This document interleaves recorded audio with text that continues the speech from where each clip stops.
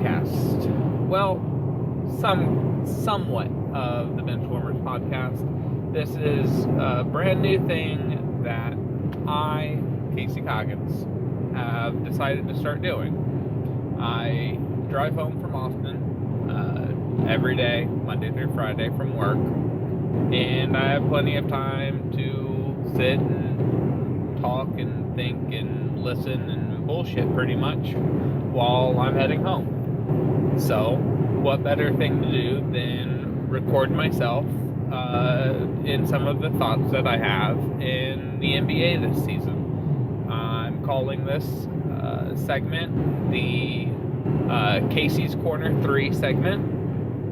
It will just be, 15 to 30 minutes of what I want to talk about in the NBA that we don't discuss on our regular podcast with me, Alvin, and Andrew, and or things that I want to reiterate. So if I did bring it up, or we did bring it up and talk about it on the regular podcast, then it's just something I deemed even more important that I wanted to say it, or maybe I wanted to clarify some things. So that's it. This is episode 1 of Casey's Corner 3. So bear with me and while I sort through how I want to do this. The first one, with the season starting tonight, and here in 40 minutes, the Clippers and the Lakers play later tonight. They play at 9, but we have kind of an underwhelming start to the season because Zion got hurt and Toronto is without Kawhi. It's awesome that they won. But as far as this game's luster goes, I can't say nobody cares about it, but only Canada cares about this game more than the late game tonight. But I'm not getting into those two games. I just wanted to make the statement that the season starts tonight, and I'm super excited. What this one is about is the Spurs. If you've listened to any podcast before, if you know me, if you know the thing, we're from San Antonio. I'm from San Antonio. We're Spurs fans. We talk a lot of Spurs basketball, and we will going forward because their season starts tomorrow night at home versus the Knicks. The Spurs are in a precarious position heading into this season because they just announced an extension with DeJounte Murray, which is an absolute steal, 4 years, $64 million. I believe I did see it was fully guaranteed, but paying a guy that caliber, that young, $15 million a year, compared to what other rookie extension deals were like, I just think they hit a home run with that deal. You have DeMar DeRozan and LaMarcus Aldridge a year older, getting towards 2. LaMarcus is a couple years older, but they're, getting into the twilight of their prime, and the peak of their powers. The odd Marcus Morris, Davis Bertans situation in the offseason, bringing in Trey Lyles, who I think was a good signing after the Marcus Morris thing fell through, signing DeMare Carroll, being able to keep Rudy Gay. You still have Bryn Forbes, Derek White, Patty Mills, Marco Bellinelli, Lonnie Walker coming off of his injury in his rookie season, looking phenomenal in Summer League. This roster is just...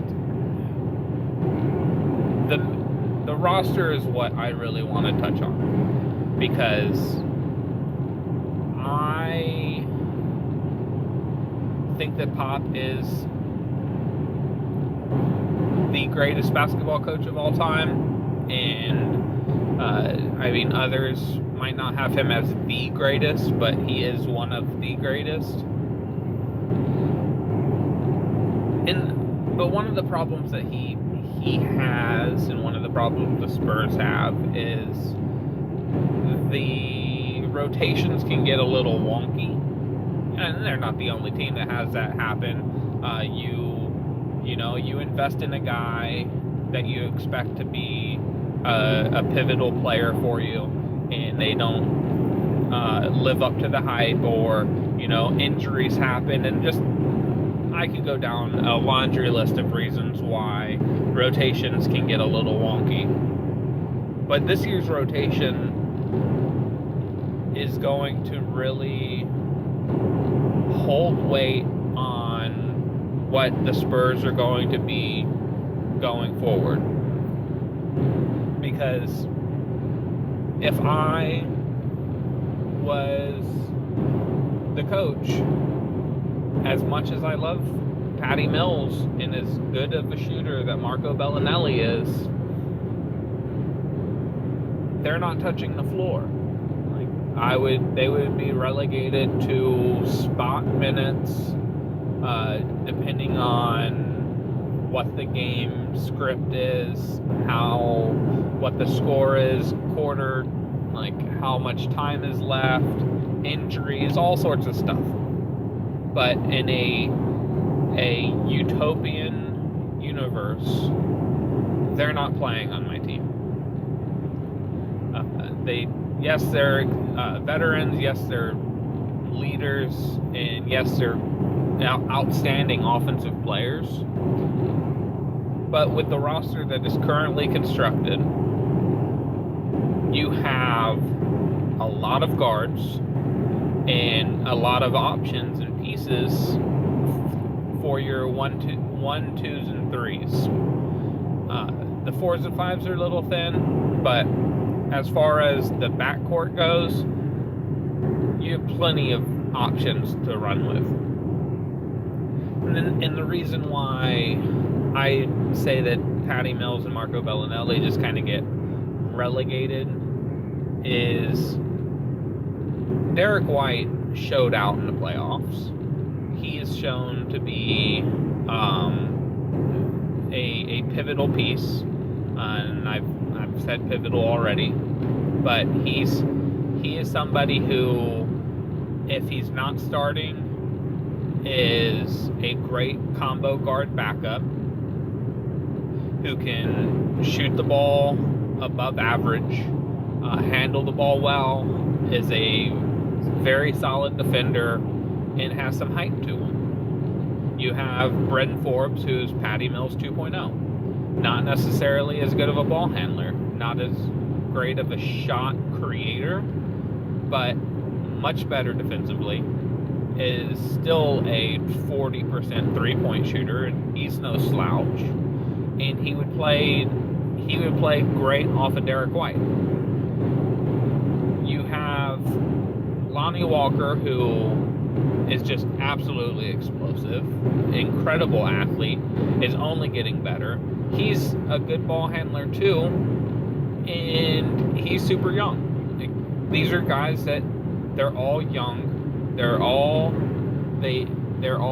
early into their careers, and you need to see what they're all about, and you need to develop them into the next 10, 15 years of this franchise.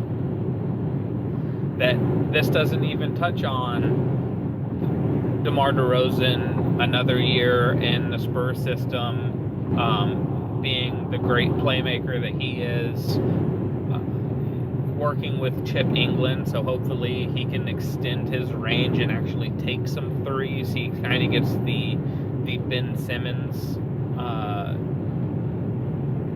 stigma where he's just not going to shoot any threes. DeJounte Murray could be one of the next generation's top 5 point guards.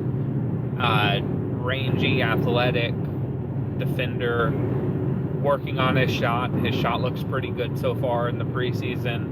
We'll see how it looks during the season. But if he's, Tony Parker light offensively, he's 10 times better than Tony defensively. Then you have the Rudy Gay, who should be starting. The five starters that I expect to be seeing are DeJounte, DeMar, Rudy Gay, LaMarcus Aldridge, and Jakob Poeltl. The Jakob Poeltl spot's going to be a little interesting because, who are your backup bigs? You're looking at DeMar Carroll. What is Drew Eubanks going to be? Trey Lyles, who's more of a stretch 4 than anything, but this generation of NBA players and this era of the NBA, and it doesn't really matter who your center is, as long as they can rebound and they can hold their own in some way. So you also have Luka Samanic, who they drafted. He looks good. I'm gonna take a sip of water. Bear with me.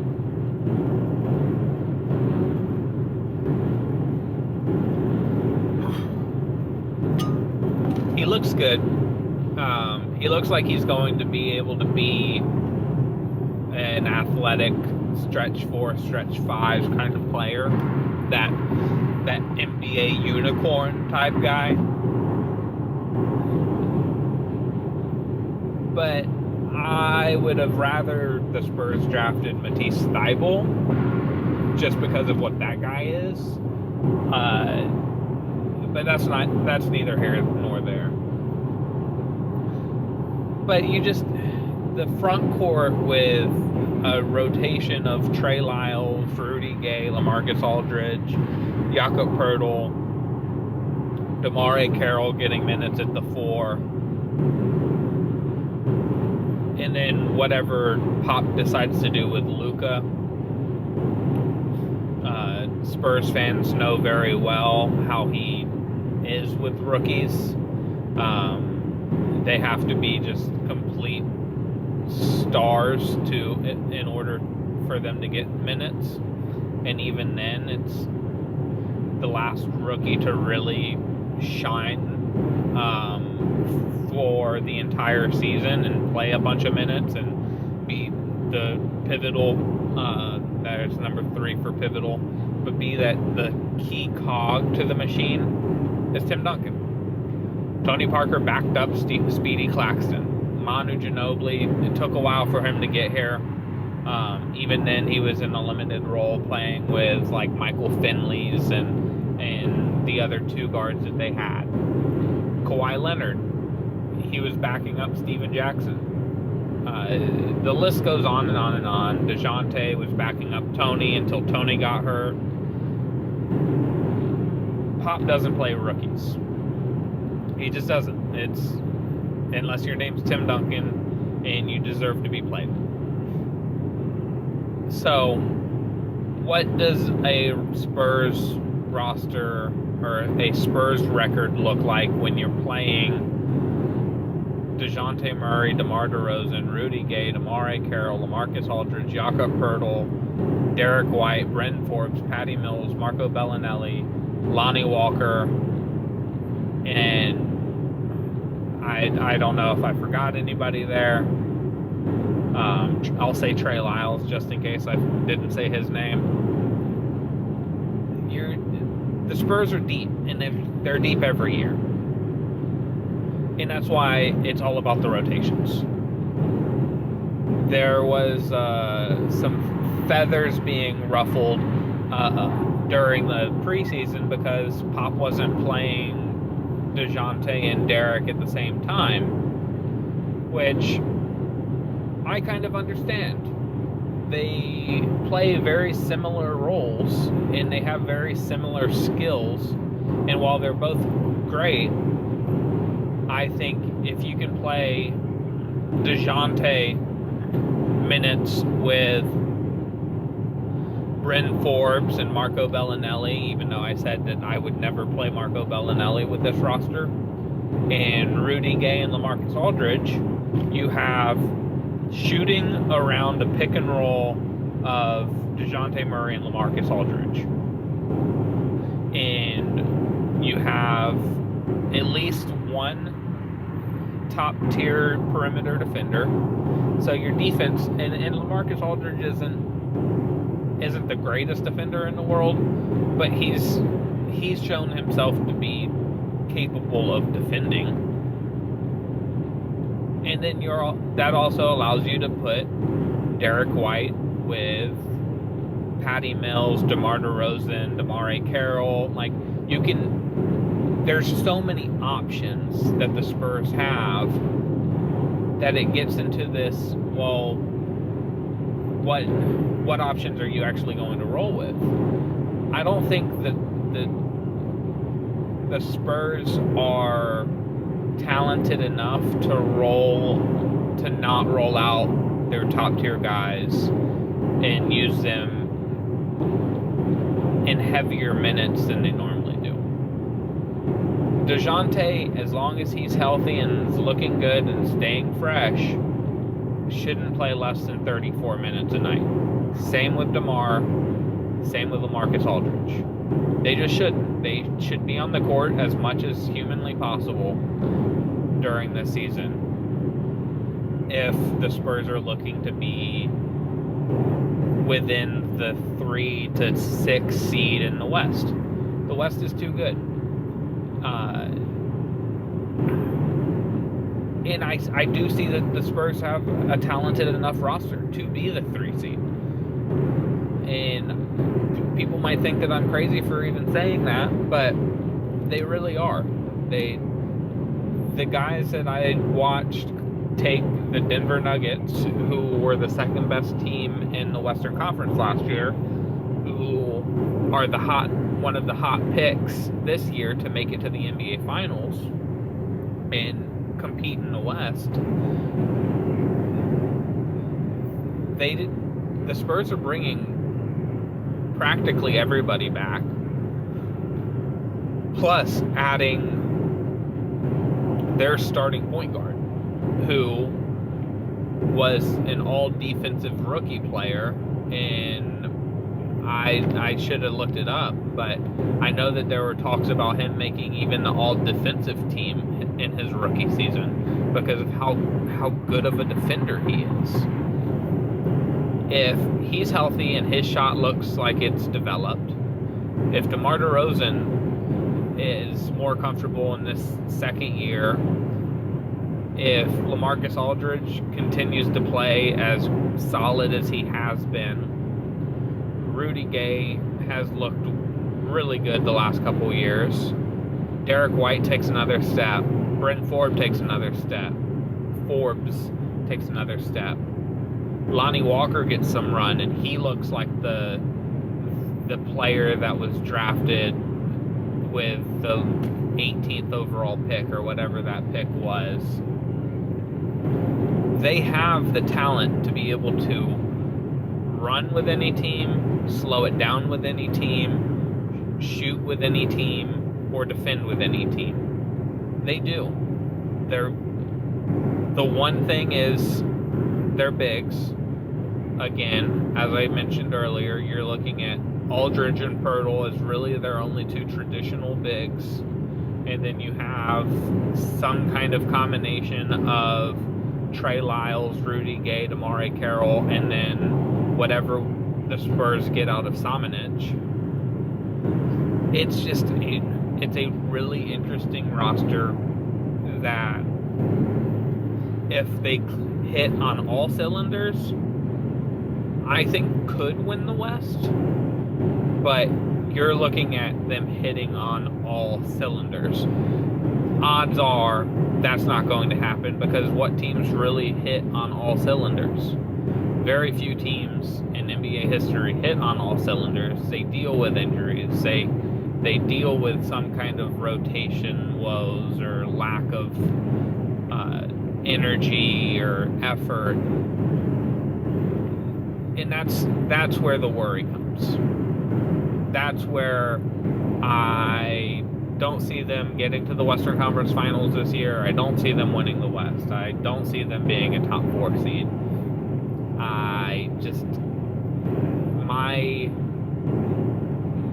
My hopeful outlook on the Spurs season this year is Western Conference Finals,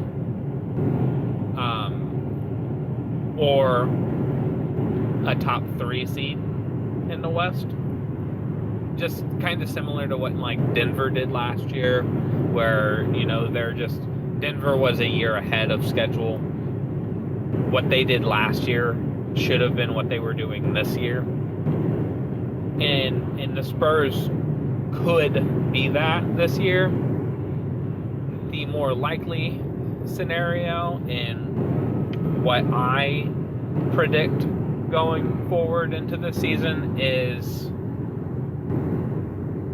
the 7th or 8th seed, because the Spurs are just going to beat the bad teams. They're going to beat below 500 teams, and they're going to beat teams who are still working through some chemistry woes, or like working out the kinks. There are going to be those games where they're playing the Clippers at full strength in, let's say, February or whatever. This is just a hypothetical because I don't have their schedule. I don't know when they're playing the Clippers. It's going to be a close game. The Clippers are going to have the ball with 5 seconds left and down 2.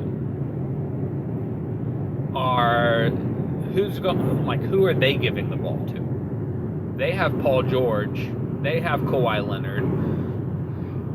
Doc Rivers is a quality coach, but when you have 2 guys that are that good, like, you have to have some sort of plan into getting a last-second shot, and those are types of games where you can see the uncertainty of who should have the ball, what play should we run, because you have too good of options. Like, that's just how some of these games work. It's the Thunder with Westbrook and Durant. Like, 2 of the top 10 players in the league are on one team, and they can't figure out how to close out games because they don't have plays, and they run ISO, and they don't know who to give the ball to more. So, like, those wins during the season for the Spurs wouldn't surprise me, and that's why I see them as a 7-8 seed, and they're being in the same spot that they were last year, playing in the last 3 years, really, playing one of the best teams in the West in the first round,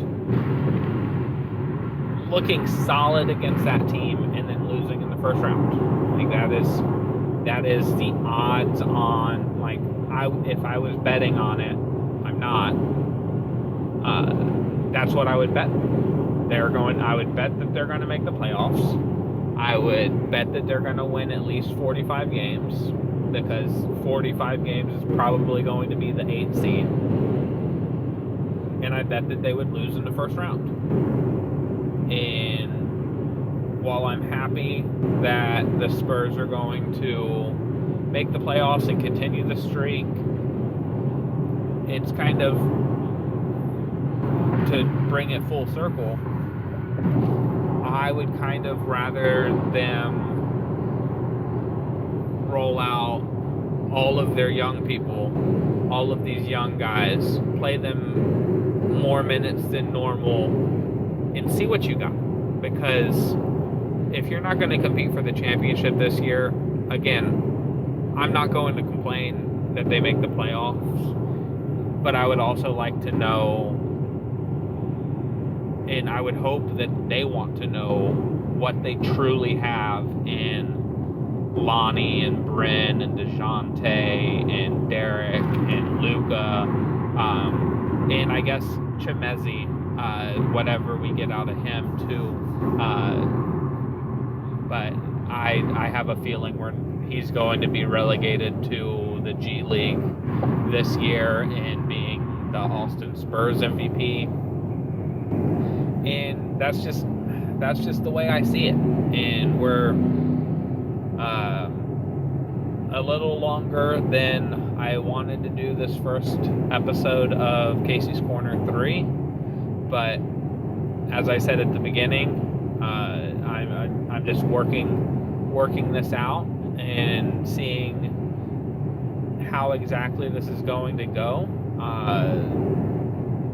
Trying to focus on driving safely, because everybody should focus on driving safely, while also discussing NBA things on my mind. And today's episode is about the Spurs. Looking forward to the season. Looking forward to not just the Spurs season, the entire NBA season. I'm more excited for this NBA season than I've been for any NBA season in the last 5-6 years. It's going to be quite interesting to see what happens with all of the movement and how deep the West is this year again. So to those who have listened to this entire thing, I appreciate it. Listen to the Benchwarmers podcast. I'm Casey Coggins, and this has been Casey's Corner 3. We are bandits of the